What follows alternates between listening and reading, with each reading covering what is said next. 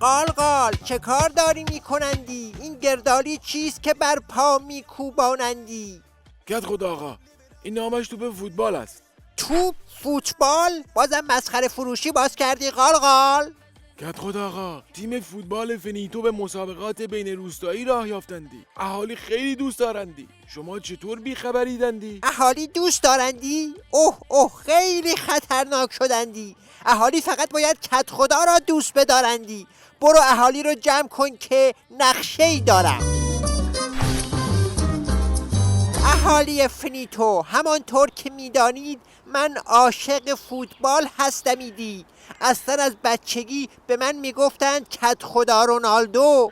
به خاطر رسیدگی ها و توجهات من بود که تیم فینیتو به مسابقات راه یافتندی. حقا که کدخدایی امید تیم مایی. آورین کدخدا آقا، این حرفا که برای تیم فنیتو آبونن نمیشه. الان تیم مشکل کفش و لباس دارندی. این که مشکل نیست.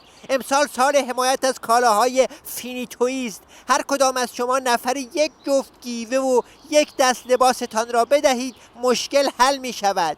کدخدا آقا، تیم امکانات میخواهندی، رسیدگی میخواهندی، بودجه میخواهندی؟ برایشان دعا کنید از هر بودجه‌ای بهتر می باشند.